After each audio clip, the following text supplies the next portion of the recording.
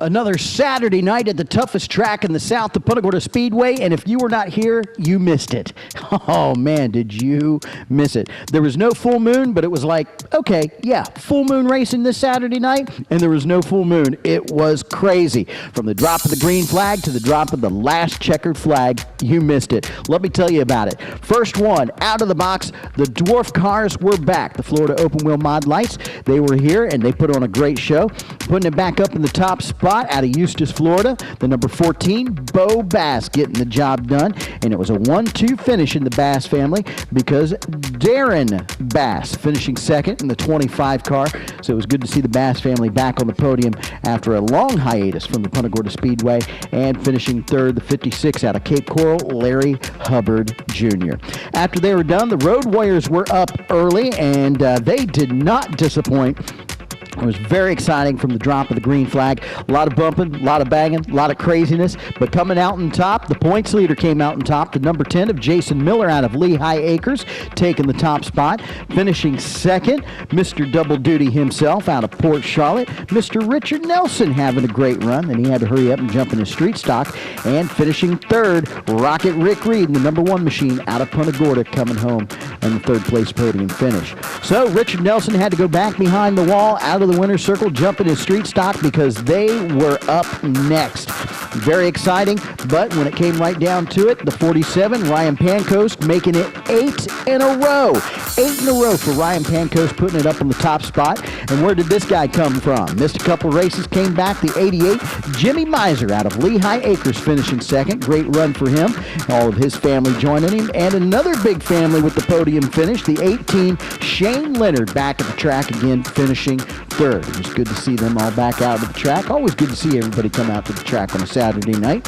Speaking of Saturday night racing, it was race number 8 for the Super Late Model Elite Series at the Punta Gorda Speedway. It was crazy, plain and simple from the beginning. First lap, had a hard time getting into the books. It was good to see Joe Witchell at the track, but his night was cut very short after some contact off of turn number 2 and just turning him, David King, some damage to the number 4 of Randy Anderson. It was a wild wreck right on the start of the green flag off of turn number 2. So glad everybody walked away from that. Once we got everything cleaned up, we went back to racing, and it was back to the Daryl Shellnut School of Racing. Got down to about lap 67. Daryl Shellnut put it on the outside and walked away from Mr. Wayne Anderson again. It was a crazy night of racing. Taking the win was Mr. Daryl Shellnut. Coming in second was the wild man out of Wildwood, Wayne Anderson. Great run for him, but still, those second place finishes to Daryl Shellnut. I know it's got to be getting on him. They got to get back. They are doing their homework. They are getting closer. And finishing third, Randy Anderson in the number 4 out of Wildwood. Great race with the super late models. Always good to see the Elite Series here. Once the super late models were done, the late model sportsmen were back in action. And speaking of more repeat winners, the number 68, Gary McFall out of Venice, Florida, the Snot Rag Racing crew, making it 2 in a row. And what a hard-fought door banger of a race for the late model sportsmen. It is an exciting class, and they did not disappoint anybody in the grandstands. Coming in second, Aaron Williamson in the backup 13 car. Unbelievable run for Aaron Williamson. And finishing third, it was so exciting to see Greg Gorniak coming home with a podium finish, making that long drive from Homestead over here every time the late model sportsmen are here. So congratulations to all 3 drivers. Good job, Greg Gorniak. Good to see you on the podium once again. It's been a long time. Another great night of racing tonight at the Punta Gorda Speedway. I'm the track announcer, racing Jason Beckner. A few drivers here coming up to join us after the races. You know, we got to have some drivers come up and see us every once in a while, talk about what they did after their race and during the race on the Saturday night. With me from the late model sportsman on my left here, Gary McFall. And on my right, one of the Cowboy Cadillac drivers, the Leadfoot, John Pummel Jr., driver of the number 87, Cowboy Cadillac, Hillbilly Hard Tops, whatever you want to call him. A great night of racing at the Punta Gorda Speedway.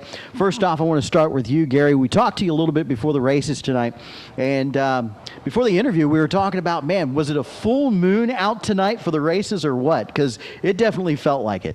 Man, I asked my spotter on the radio if it was a full moon. It was just more beating and banging. No moon at all, I guess. I don't know, but it should have been a full moon.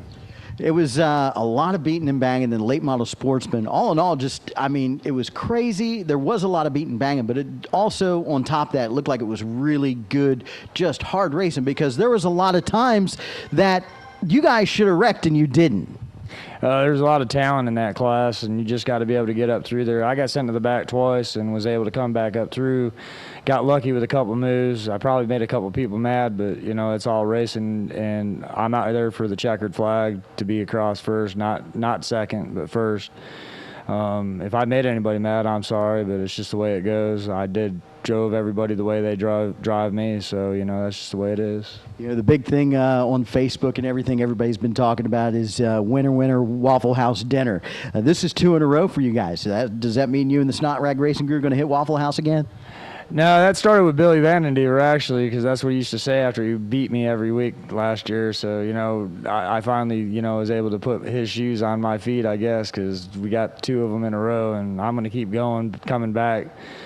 I'd take Billy to the Waffle House, but he's not here no more, so that was only good for tonight. Billy, find him on Facebook. He said he'd take you to Waffle House. There's the proof. But the proof was in the driving tonight, Gary. You had to come from the back a couple times. Even got shuffled, not happened to go to the back of the pack, but just got shuffled out of the way, muscled your way back through the field. EJ Chevette's got a great setup underneath your car.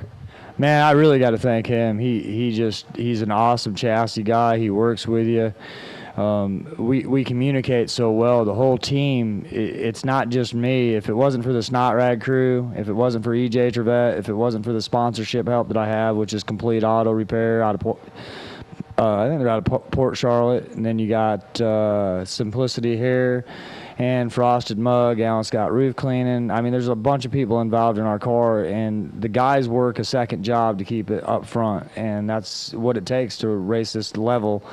The Road Warrior guys that they got a garage next to us, they're the same way. They work every night so they can finish up in the top 5 in that class. It's just short track racing, and this is the hardest track in the state. I've been all over the place. You can wheel a car here, you can wheel a car anywhere. Definitely, probably one of the crews that put more heart into this than anything else, Gary. Definitely, and they deserve what they get. They deserve that trophy tonight. That wasn't me. I mean, I got up on the wheel and did what they asked me to do, which was drive the car. At the beginning of the race, you probably could have put a 2-year-old in there, and it would have been a good thing for him. But at the end of the race, that was all me and the wheel, because I don't know how we got back to the front after that last one. Definitely 2 in a row. What a great way to wheel the car tonight. Gary McFall, congratulations on back-to-back wins in the late model sportsman class here at the Punta Gorda Speedway. Boy, there's a lot of domination going on up here right now. I mean, you got somebody in the street stock that's won like 8 races. You got Daryl Shelnut in the late models. I mean, that man's just awesome to drive. I wish he'd teach me a thing or two, because he just puts it on the outside and goes. And then you got young talent like the guy sitting on the other side of you there. He'll be all right. He just needs to learn how to talk a little bit. We're going to find out about it right now. Gary McFall, thanks for hanging out with us. Stick around for a second. We're going to finish up here. To my right, the Leadfoot, John Pummel Jr. from the Cowboy Cadillac class. We've watched you grow up, come up through the Pro 4s and everything, and now you're trying your hand behind the wheel of the Cowboy Cadillacs, and I think it was tonight 2 or 3 in a row for you? 2 in a row. They're pretty fun to drive. They are definitely a lot of fun to drive, those Cowboy Cadillacs. You got a sharp-looking truck. You got it, I think a quarter of the way through the season. You bought that truck off of, who was it you bought it off from? Stuart Van Dieven. We bought it maybe 4 races ago. Definitely, and it's worked out great in your guys' favor. And you're definitely showing you know how to wheel those rear-wheel drive machines around, making passes on the left, the right, the high side. Definitely, whenever you point that truck in the right direction, it'll go there, man. You got a great crew behind you. Yeah. I started out in the mini stock cars and rear-wheel drives. That was a handful. So we decided to get a Cowboy Cadillac and been stuck with it ever since. Definitely been having a lot of fun. It's good seeing a lot more trucks coming out here now as we get further along in the season. And I know your mom and dad help you out quite a bit. Who are some of the sponsors you have on board? Tri-State Drilling, my mom, my dad, and Rick Mills is about it. You know, that's pretty cool that you mentioned Rick Mills' name. It's good to see him out here racing in a regular class again. I know they've been involved with the Outlaw Modifieds, I think it is, isn't it? Yeah, he races the I think it's 22 Outlaw Modified Blue. So it's cool to see him come on board with you guys. I think he's been helping you guys out quite a bit. He's driving the 22 now. What has it kind of been a breath of fresh air having Rick Mills come on board and also racing with you on the track? Yeah, it's makes it a lot easier on us. He's got a big shop with the lift and stuff. When we use the lift, and makes things a lot easier. Definitely always fun to watch you and your family come out here in the track, and probably one of your biggest supporters, your little brother. Jason was out here tonight with you in the winner's circle. I mean, that's pretty cool. He's really got to look up to you for that. I mean, you're what, 17, 18 years old now? Yeah, 17. We're going to get him a go-kart here pretty soon. That ought to be pretty cool. So I figure here in the next few years, little Jason going to be behind the wheel, probably, hopefully further down the road, maybe wheeling one right next to you. Yeah, I hope so. Should be pretty cool. Always good to see you and your family out here wheeling them cowboy Cadillacs around, bud. Yeah.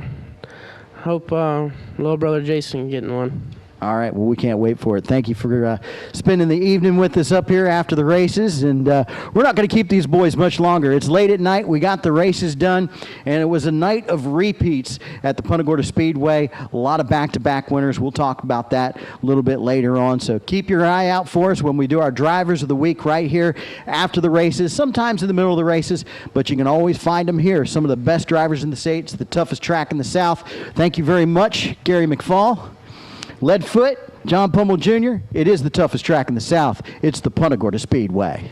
Coming up next, the trucks were out to play. The Cowboy Cadillacs were here. And taking the top spot, the Leadfoot, John Pummel Jr. getting the job done once again. They have got that truck hooked up on a rail. It's a whole family affair coming out here having a good time. Finishing second, Mike Bielacki out of Arcadia having a great run. And finishing third, Trey Almond in the 88 truck. Man, that's 3 trucks out of Arcadia in the top 3. It's got to be something in the water out there just producing race car drivers, race truck drivers left and right.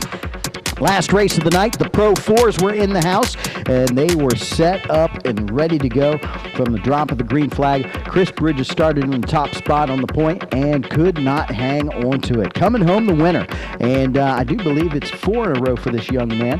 Paul Richards Jr. out of Naples in the 61, coming home the winner. Finishing second was Chris Bridges in the number 63 out of Venice, Florida. And finishing third, good to see Dan Culver back up there with the podium finish out of North Fort Myers. A great night of racing all the way around here at the Punta Gorda Speedway. I want to thank all the fans that come out here and join us week in and week out, all the drivers, their families, crew members, staff members, everybody here at the Punta Gorda Speedway.